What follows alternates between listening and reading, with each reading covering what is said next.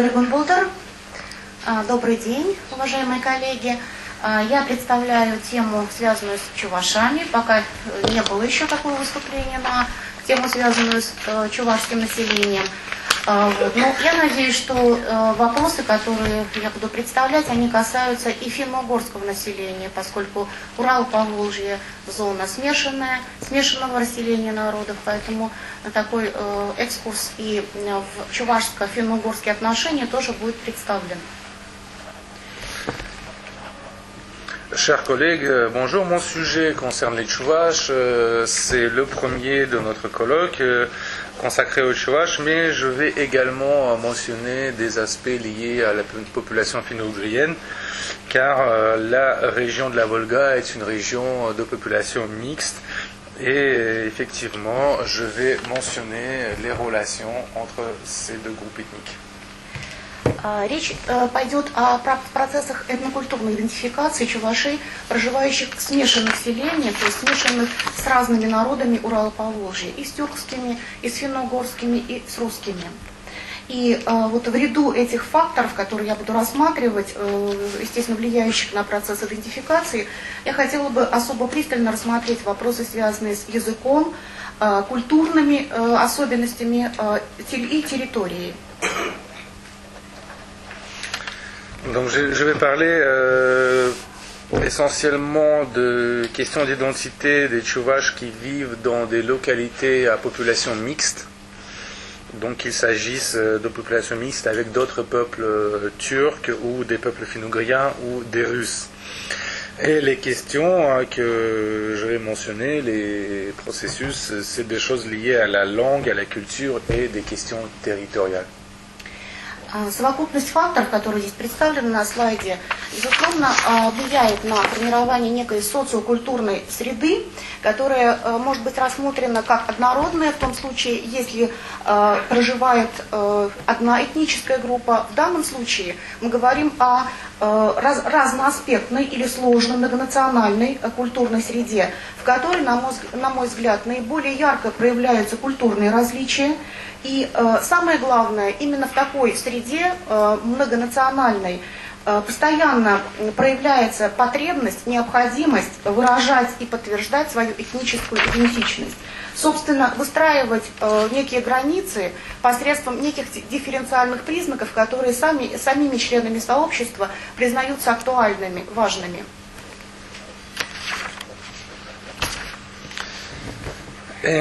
Donc la totalité des facteurs qui sont présentés ici sur l'écran, c'est des choses qui contribuent à la formation d'un milieu socioculturel qui donc peut être sur un territoire donné, qui peut être homogène ou hétérogène selon qui peuple le territoire en question. Et nous allons précisément parler des cas de sociétés hétérogènes. Et à mon avis, c'est dans un milieu hétérogène que le besoin d'affirmer son identité est plus fort, de montrer notamment à travers les différences.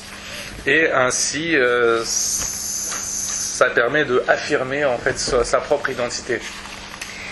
Эти культурные различия могут выражаться как в отдельных элементах культуры, таких как платье, язык, форма жилища, образ жизни, так и в неких ценностных ориентациях, нормах, стандартах поведения, в неких обычаях, которые в целом, естественно, влияют на процесс и формы самоидентификации. Et ces différences peuvent avoir des formes différentes, ça peut être des choses liées à la langue, les différences vestimentaires ou des différences dans l'habitat, mais aussi des différences comportementales, notamment les normes de comportement en société et différentes traditions. Исследование было основано на результатах моего полевого обследования, проведенного в смешанных селениях на территории Республики Башкортостан, в западных районах, восточных районах Республики Татарстан и северных районах Самарской области. Всего было изучено 14 смешанных селений, где чуваши проживают совместно с удмуртами, марийцами, татарами-башкирами, кряшинами и татарами, мордвой, русскими татарами и башкирами, отдельно с татарами и отдельно с русскими. Вот такие вот варианты межэтнического взаимодействия были рассмотрены. Et l'étude que je vais vous présenter est basée sur des observations de terrain effectuées par moi-même dans des différentes localités à l'ouest du Bashkortostan, à l'est du Tatarstan et au nord de l'oblast de Samara. Et il s'agit de 14 localités à population mixte où des Tchouvaches résident côte à côte avec d'autres peuples, avec des Maris, avec des Udmurts, avec des Russes, avec des Tatars ou avec plusieurs ethnies différentes. Закономерности и функционирования и языка, и особенности межэтнических отношений зависят, с моей точки зрения, от численного соотношения этнических групп в соответствующих селениях. Здесь вот в таблице представлена вторая колонка, это процент чувашей в этих этнически смешанных селениях, но также от особенностей сочетания самих этнических групп, от конфессиональных характеристик этнических групп, от их параметров языка и культуры. Donc les tendances qu'on peut repérer à ce sujet-là, notamment dans la langue et dans les relations interethniques, dépendent du pourcentage des représentants, donc dans mon cas c'est des représentants de population tchouvache dans la population totale, mais également ça dépend du fait avec quel peuple, quelles autres ethnies vivent côte à côte, quelle est la religion de leurs voisins, quelles sont les différences de proximité linguistique et culturelle. Язык, безусловно, является важнейшим показателем характеристики любой этнической группы, но является одним из важнейших факторов и в межэтнических взаимодействиях. И если обратиться к данным по уровню владения языком, по данным по признанию его родным языком, то в целом для чувашей характерна следующая картинка. Практически по среднероссийским показателям, по данным переписи 2010 года, большинство чувашей, почти 70%, владеют им. Но в разных регионах этот показатель различается, и красным на этой таблице выделены те регионы, в которых уровень владения несколько выше общероссийского и приближается к 80%. Соответственно, если мы рассматриваем его функциональность уже в пределах селения, то здесь, опять возвращаясь к предыдущей таблице, можно посмотреть, какими языками владеют и какие языки являются приоритетными для чувашского населения в этих смешанных селениях. Ну, к примеру, процент чувашей в смешанных селениях от 30 с небольшим в среднем и до 60, но приоритетным языком общения, конечно, для чувашского населения является чувашский. Но при этом в отдельных селениях функционируют и другие языки, наряду с родным чувашским также мордовский, также татарский, также удмуртский в отдельных селениях и, конечно же, русский как и язык большинства в отдельных селениях, и как язык, естественно, общегосударственный.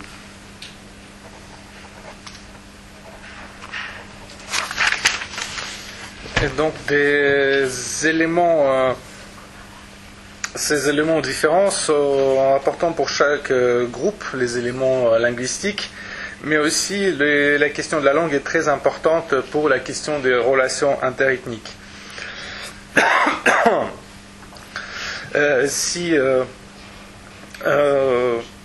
la majorité des Tchouvaches considèrent leur langue comme langue maternelle et affirment la connaître, d'après le recensement 2010 parmi les Tchouvaches c'est 70%, on peut voir qu'il y a quelques régions, elles sont marquées en rouge sur la table, où le pourcentage des Tchouvaches qui possèdent une connaissance de leur langue est plus élevé et peut atteindre jusqu'à 80%. Et revenons à la question donc des différentes localités.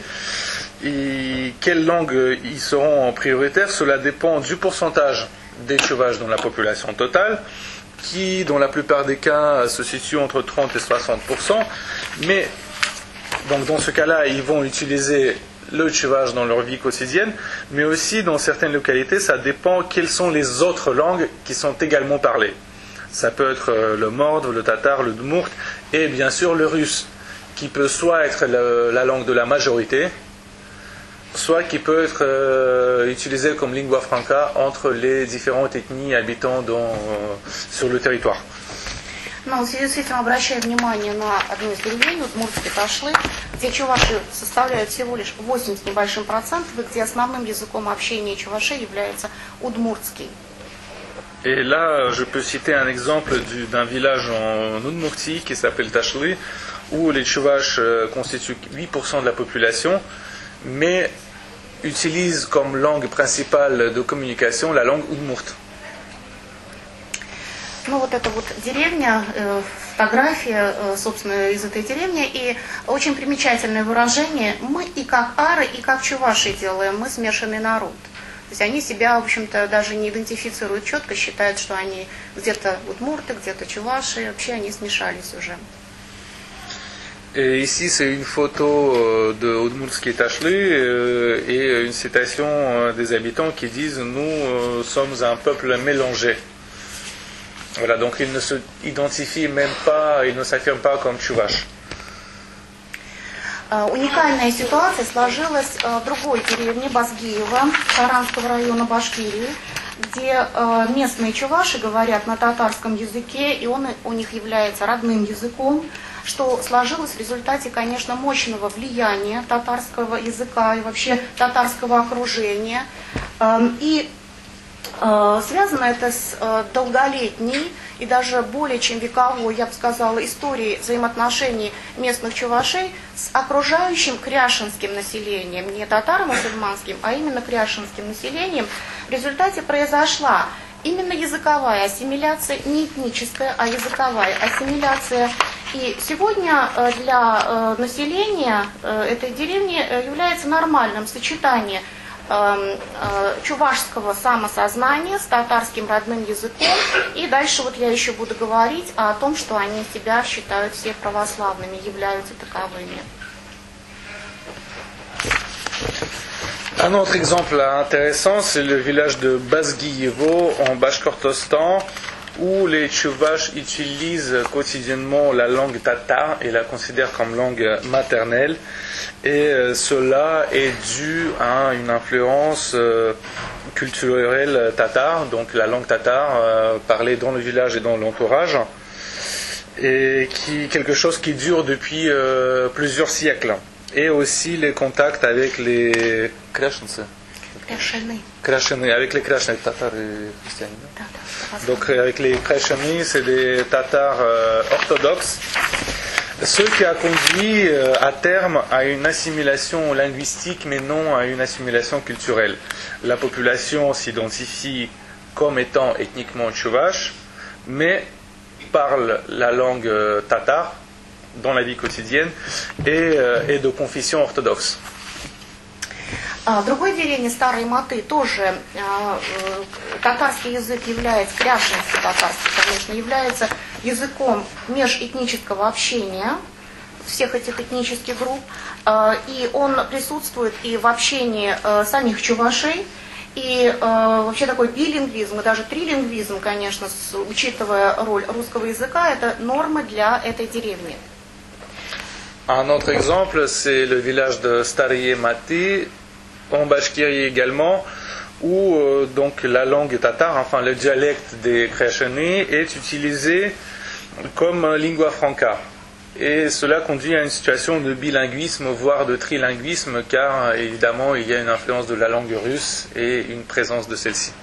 Вообще бы я бы отметила чувашско-татарский билингвизм как явление исторически характерное для северо-западных районов Башкортостана и типичное для современной ситуации. Более того, в языке чувашей этой зоны чувствуется влияние татарского языка в фонетике, в произношении чувашских слов.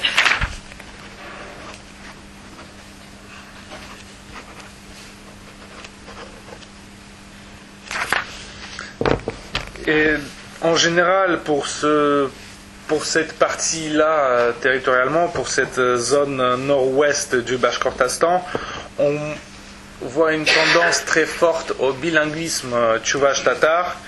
Et même dans la langue tchouvache telle qu'elle est parlée sur place, il y a une forte influence de la langue tatar, notamment au niveau de la prononciation. В тех селах, где чуваши проживают совместно с русскими, полная противоположность, идет вытеснение чувашского языка в пользу русского языка, что уже угрожает не только языковой идентичности, но и этнической. То есть вслед за этим уже идет ассимиляция этническая. Dans d'autres villages où la population est essentiellement tchouvache et russe, la tendance est très différente. On observe un processus de disparition de la langue tchouvache, de la circulation, et son remplacement par la langue russe, ce qui peut conduire à terme, enfin ce qui présente un risque d'assimilation non seulement linguistique, mais également culturelle. Функционирование этнических языков обусловлено, на мой взгляд, стратегией социального поведения этнических групп.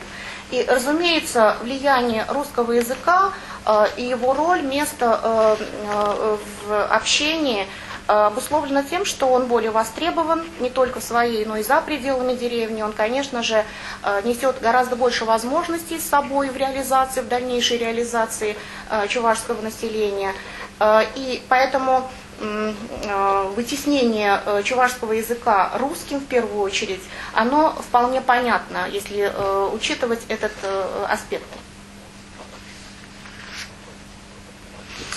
Et les fonctions du langage et l'utilisation d'une autre langue dépendent des stratégies qui sont adoptées par les habitants dans leur vie en général, et dans leur vie quotidienne. Et ici, on voit que le russe apparaît comme une langue plus utile dans la vie quotidienne, et que ce soit dans le village en dehors du village. Car le russe, c'est aussi des possibilités plus vastes, notamment des possibilités économiques, et cela contribue donc au remplacement de la langue tchouvache par la langue russe. Но здесь надо учитывать, конечно же, вариативность, опять-таки, функциональных возможностей языков, обусловленную и возрастом, соответственно, носителей языка, и особенностями их взаимодействия с окружающим населением, интенсивностью или, наоборот, степенью изолированности от соседствующих групп. Ну и, разумеется, теми формами культурно-языкового общения, которые мы можем в каждой деревне в отдельности наблюдать.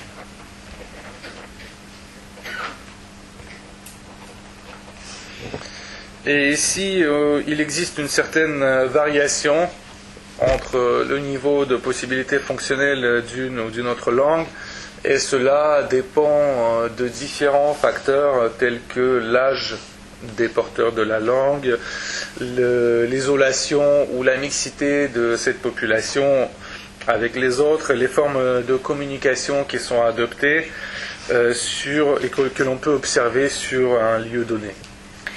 Разумеется, языковой фактор выступает в совокупности с другими факторами, и я уже говорила об особенностях идентификации жителей села Базгиева. Вот, собственно, модель их идентичности выглядит таким образом.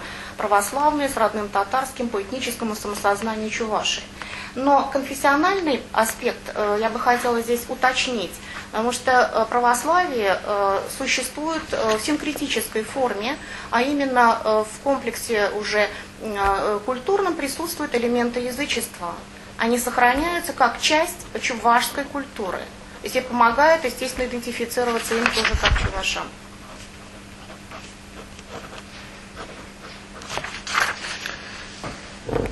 Donc le facteur de la langue influe la situation parmi d'autres facteurs, comme j'ai déjà mentionné. Vous pouvez voir ici les facteurs qui permettent de définir l'identité des habitants de Bas-Guillevo.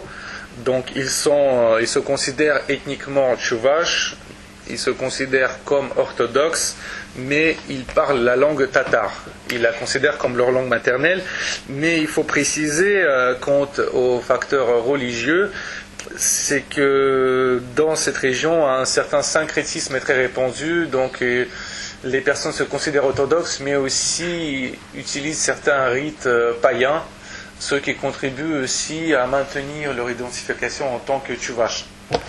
Ну, а под чувашским я понимаю, конечно же, так называемые языческие традиции, то есть восходящие к традиционной чувашской вере, и они в качестве элементов вписаны в современную культовую практику. Это, например, так называемые четверговые поминки, то есть похоронно-поминальные обычаи, когда до 40-го дня по четвергам язычники еженедельно поминали, топили баню, пекли блины, и вот эта традиция, она сохраняется как один из элементов языческой культуры, несмотря на то, что себя считают, конечно же, православными базгиевцы.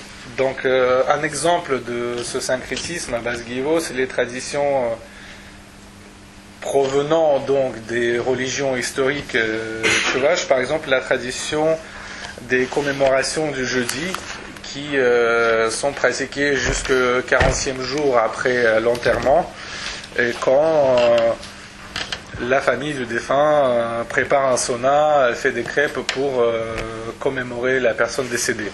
Donc ça, c'est un exemple typique des mélanges des deux traditions orthodoxes et païennes. Но в то же время вот на кладбище вы можете видеть, что захоронение совместно с мусульманами, православных уже базгиевцев совместно с мусульманами, и в данном случае вот это отсутствие как таковой границы, даже на кладбище, да, казалось бы, в месте сакральном, свидетельствует о том, что вот эта переходная зона между, собственно, чувашской православной культурой и татарско-мусульманской, она тоже не явно выражена. Et pourtant, si on regarde le cimetière de Basguivo, on peut voir des tombes orthodoxes côte à côte avec des tombes musulmanes. Il n'y a aucune séparation, le cimetière n'est même pas divisé en zones. Et cela montre que même entre leur identification musulmane et chrétienne, la frontière n'est pas très rigide. В стиле старой маты таким консолидирующим фактором, объединяющим чувашей, кряшен и другие православные народы, является, естественно, тоже конфессиональный такой момент, это православие, который способствует формированию уже надэтнического пласта, то есть не собственно чувашского, а общего для кряшен, для чувашей пласта культуры. Практически мы можем говорить, например, о старых матах и о еще одной деревне, Верхняя Кондрата в Татарстане, как селение с монокультурой, но двуязычной, поскольку существует как бы два варианта на двух языках одного и того же культурного комплекса. Dans un autre village, à Stariemati, ici le facteur principal qui ressemble les Chuvash, les Krachen et les autres, c'est évidemment le facteur religieux, ce qui leur a permis de créer une couche culturelle commune, super ethnique, et qui est leur élément principal d'identification et qui les unit tous, quelle que soit leur appartenance ethnique.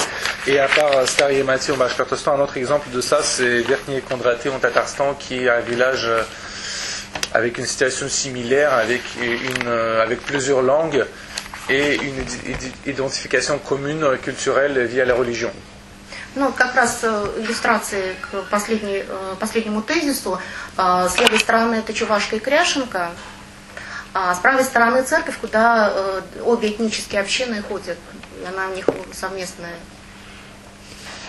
Donc un exemple de ça, c'est à Verkhnie Kondrata, justement, il y a deux femmes sur la photo de gauche, une qui est Chuvash, une qui est Krachen, et à droite c'est l'église qui est fréquentée par les deux communautés. Ну, православие, конечно, сблизило жителей и чувашско-мордовских селений. Фактически в них мы наблюдаем общий такой комплекс культурный, опять-таки общий похоронно-поминальный комплекс, общий календарный цикл. Но вместе с тем, вот хочется подчеркнуть, что здесь как раз в этой ситуации соседство срабатывает уже этнический аспект, когда границы начинают проходить по этнически значимым элементам культуры. Так, в вопросе, например, жителей села Наумкино, чуваши подчеркивали, что мордва готовит особые пельмени, которые отличаются размерами больше, ну вот, в частности, на этой картинке они и представлены. как один из таких marquiruющих элементов. Et la religion devient aussi un élément commun dans des villages habités par des Chuvaches et des Mordves, donc c'est quelque chose qui unit les deux groupes ethniques via des pratiques culturelles et religieuses qui leur sont communes, un calendrier commun, des rituels d'enterrement en commun, etc. Mais ici, les différentes communautés vont affirmer leurs différences et leur identité par d'autres choses. Par exemple, à Naumkino, les habitants de Chuvash soulignaient le fait que la cuisine des Mordves était différente. Par exemple, leur pelmeni était très différent de ce qu'ils faisaient eux. Donc voilà, il y a sur la photo. Ну и, безусловно, таких элементов гораздо больше. И при более глубинном изучении ситуации выясняется, что различия проходят и, конечно же, в сфере обрядности, различения по циклам, по форме проведения, по как раз-таки сохранению тех элементов, собственно, традиционного комплекса культурного, которые вплетены уже в православную культуру и мордовского, и чувашского населения. Mais des différents éléments comme ça, en réalité, ils sont beaucoup plus nombreux. Et si on commence à creuser un peu plus, à observer de façon plus précise, on voit des différents éléments culturels propres à chacune des ethnies, mais qui notamment ont pu être intégrés dans une pratique commune de la religion orthodoxe que les deux communautés vont avoir. Ну вот, в частности, в мордовской чувашской деревне Ильтеряково, это в самом центре Башкирии, безусловно, идет это расхождение по определенным параметрам, но самым, пожалуй, ярким таким разделяющим моментом является существование в одном селении двух кладбищ. Православное и мордовское чувашское население, но в одном конце чувашское кладбище, с другого конца выезжаешь мордовское, но тоже православное кладбище. Par exemple, dans le village de Ilterakovo, en Bashkiri, c'est un village peuplé par des Chuvaches et des Mordves. Il existe évidemment des petites différences quotidiennes sur certains aspects, mais la chose qui ici peut se remarquer facilement, c'est par exemple l'existence de deux cimetières distincts, un cimetière Chuvache et un cimetière Mordve, alors que tous les deux sont des cimetières orthodoxes. Ну, пожалуй, конечно же, самым значимым как раз-таки фактором расхождения, различения этнических общин вот в таких ситуациях, когда русские с русскими или с мордвой соседствуют чуваши, является так называемый языческий комплекс. Проявляется он, как я уже говорила, в первую очередь в похоронно-поминальной обрядности. Вот. Но существуют и другие элементы. Так, в частности, в Вайгулево есть такая деревня, уже ближе к югу Башкирии, где до сих пор существует традиция проведения моления. То есть православными чувашами совершаются моления языческого, конечно же, характера.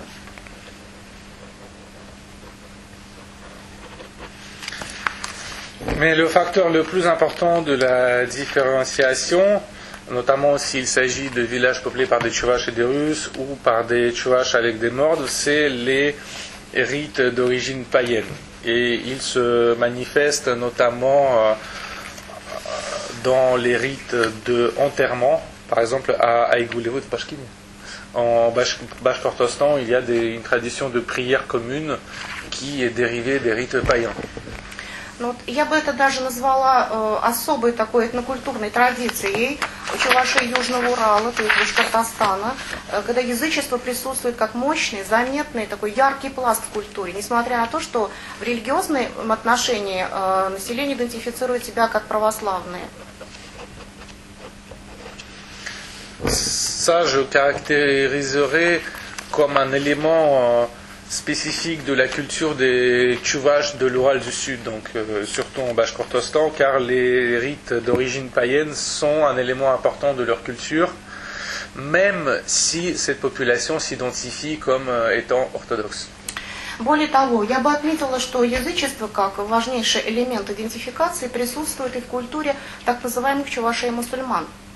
Исламизация Чувашии происходила в разные этапы, но особенно в XIX веке, что привело к формированию разных по особенностям идентификации групп чувашей-мусульман в Приуралье и на Южном Урале. И в данном случае именно языческие компоненты, наряду с особенностями, конечно же, языковыми, являются фактором сохранения чувашской идентичности.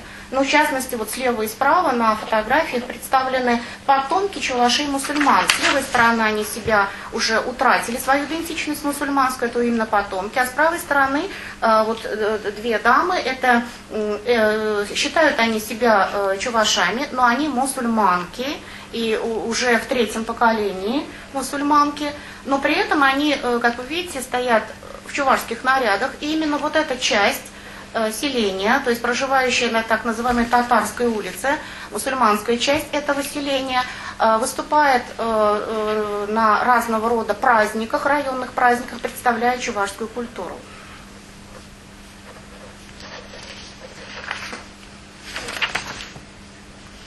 Et ce rapport aux traditions païennes est également présent parmi les Chuvaches musulmans, également comme un facteur déterminant leur identité. L'islamisation d'une partie de l'ethnie Chuvache, c'était un processus qui a été étalé sur une longue période, selon les emplacements. Et il existe différents niveaux de imbrication des rites païens dans leur pratique de la religion musulmane, et pour eux ça a été un facteur de préservation de leur identité. Je viens de vous montrer deux photos sur la plaquette précédente. Donc c'est des femmes chuvaches musulmanes, et celles qui sont sur la photo de droite, donc les deux photos, les personnes s'identifient comme musulmanes, mais celle de droite porte des robes traditionnelles chuvaches et vivent dans la partie tatare d'un village, mais ils ont leur propre zone et ils participent à des fêtes en représentant la communauté chuvache, justement.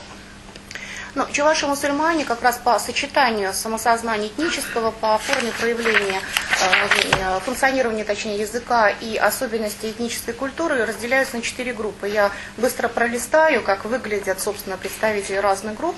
Вот первая группа – это, собственно, утратившие уже и мусульманское, и самосознание, и утратившие татарский язык. То есть это вернувшиеся, скажем так, в лоно чувашской культуры. Вторая, это вот первая группа, все фотографии, как сегодня выглядят их кладбища.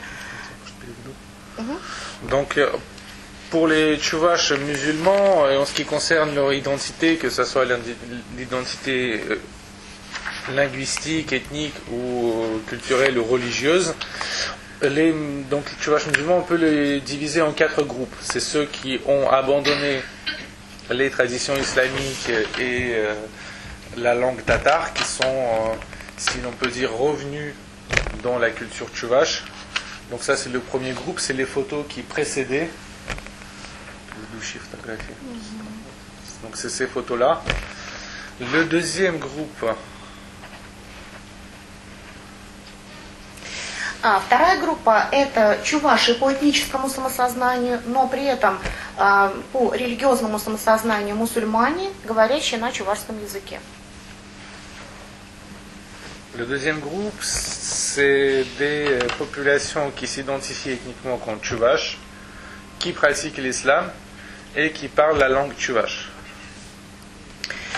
Третья группа – это потомки чувашей-мусульман, которые сохранили ислам, исповедуют его. Они восприняли татарское самосознание, но при этом сохраняют знание чувашского языка, и часть населения даже признает его родным языком.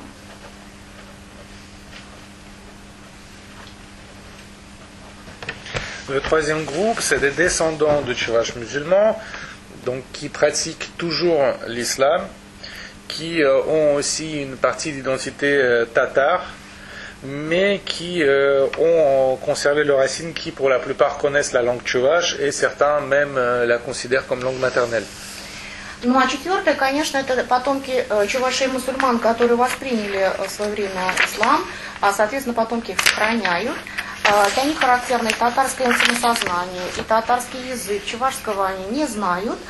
Но среди татар-мусульман их не признают, называя новыми мусульманами, янга мусульманлар, то есть для них существует особый термин. То есть до конца, то есть они не интегрированы в татарское сообщество. Et enfin, le quatrième groupe, c'est des Tchouvaches qui se sont convertis à l'islam et qui parlent la langue tatare, donc qui ont été influencés par l'identité tatare, mais qui ne sont pas reconnus par les Tatars comme faisant partie de leur communauté. Les Tatars les appellent les nouveaux musulmans. В целом, как я уже отметила, для Башкортостана сохранение языческих элементов очень характерно, поэтому такое формирование синкретического комплекса, который я бы назвала языческо-православным, именно с акцентом на языческий компонент в культуре, он типичен, в отличие от православно-языческого компонента в культуре в других регионах, в частности, с преобладающим, например, русским населением, как в Самарской области.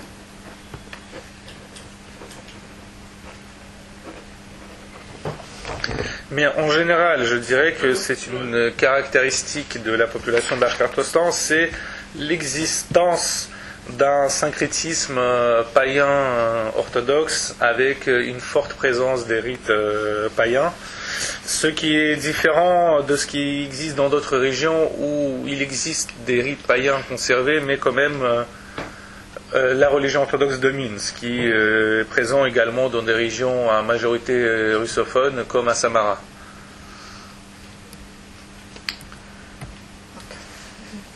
На мой взгляд, достаточно убедителен такой, естественно, момент влияния конфессионального фактора на формирование самосознания чувашей в разных регионах. И комбинация, соответственно, разных религиозных компонентов дает нам особенности, вариативность, достаточно большую вариативность этнической идентификации.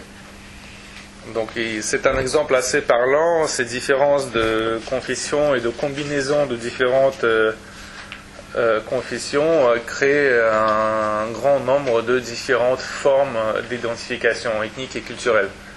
Ну и, наконец, я бы хотела обратить внимание на территориальный фактор, который значим в особенностях, опять-таки, проявления культурного своеобразия этнических групп, ну и сказывается он на особенностях, естественно, самоидентификации. Так, территориальное обособление проявляется в отдельных кладбищах, о которых я говорила, но примечательно, что когда селение разделено еще по конфессиональному признаку, то, как правило, в таких селениях присутствует даже в моноэтничном, скажем так, чувашском селении два участка кладбища. Кладбище язычников некрещенных и кладбище православных чувашей.